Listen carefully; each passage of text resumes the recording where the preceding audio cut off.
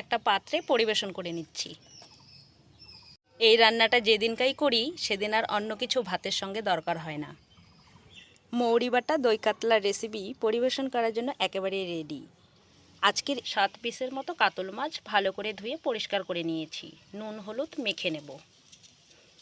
দিয়ে দিচ্ছি পরিমাণ মতো নুন, হলুদ গুঁড়ো দিয়ে ভালো করে হলুদ নুনটা মাছে মেখে নেব।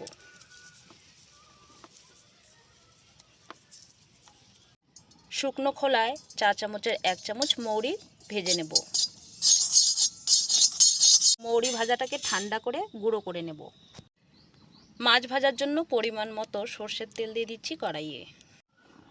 তেল গরম করে হলুদ লবণ মাখানো মাছগুলোকে দিয়ে দিচ্ছি।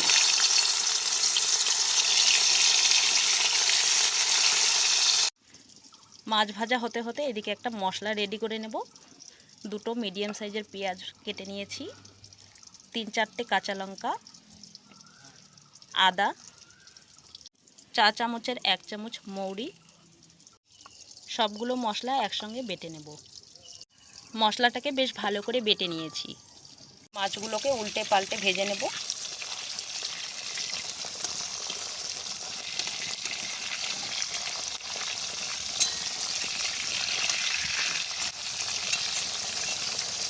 মাছগুলো ভালো করে ভাজা হয়ে গেছে, তুলে নিচ্ছি। সবগুলো মাছ ভাজা হয়ে গেছে, এবার তুলে নিচ্ছি মাছগুলোকে।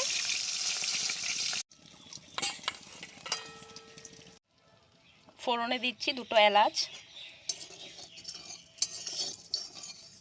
এলাচটাকে একটু নেড়ে চেড়ে নিয়ে মৌরি, আদা, কাঁচা লঙ্কা, পেঁয়াজ বাটাটাকে দিয়ে দিচ্ছি। মশলার বাটিটা ধুয়ে একটু জল দিয়ে দিচ্ছি। স্বাদ বুঝে নুন দিয়ে দিচ্ছি।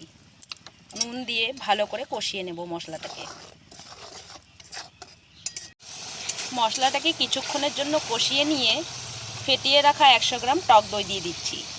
এই সময় মিডিয়াম টু লোতে গ্যাসটাকে রেখে দিতে হবে, নইলে কিন্তু দইটা ফেটে যাবে। এবার দইটা দিয়ে বেশ ভালো করে আরেকটু কষিয়ে নিতে হবে। দইটাকে দিয়ে কিছুক্ষণের মতো কষিয়ে নিয়েছি বেশ ভালো করে। চিড়ে রাখা কাঁচা পাকা লঙ্কা দিয়ে দিচ্ছি। টেস্টটাকে ব্যালেন্স করার জন্য সামান্য একটু চিনি আর দিয়ে দিচ্ছি ভেজে রাখা মৌরি গুঁড়ো। দিয়ে দিচ্ছি ভেজে রাখা মাছগুলো। এবার নেড়ে চেড়ে ভালো করে মশলার সঙ্গে মাছগুলোকে মিশিয়ে নেব।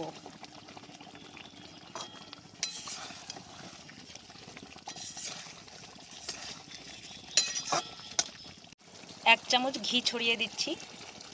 ঘিটাকে দেওয়ার পর নেড়ে চেড়ে 2 মিনিটের মতো ফুটিয়ে নেব। তাহলেই রেডি হয়ে যাবে আমাদের মৌরি বাটা দই কাতলা। 2 মিনিটের মতো ফুটিয়ে নিয়েছি। এবার গ্যাস বন্ধ করে একটু ঠান্ডা করে নিয়েই পরিবেশন করে নেব। একটা পাত্রে পরিবেশন করে নিচ্ছি। এই রান্নাটা যেদিনকাই করি সেদিন আর অন্য কিছু ভাতের সঙ্গে দরকার হয় না। মৌরি বাটা দই কাতলার রেসিপি পরিবেশন করার জন্য একেবারে রেডি। আজকের এই রেসিপি তোমাদের কেমন লাগলো কমেন্ট করে জানাতে একেবারেই ভুলবে না বন্ধুরা। আজকের মতো ভিডিওটা এখানেই শেষ করছি। আবার দেখা হচ্ছে নতুন ভিডিওর সঙ্গে। তোমরা ভালো থেকো, সুস্থ থেকো।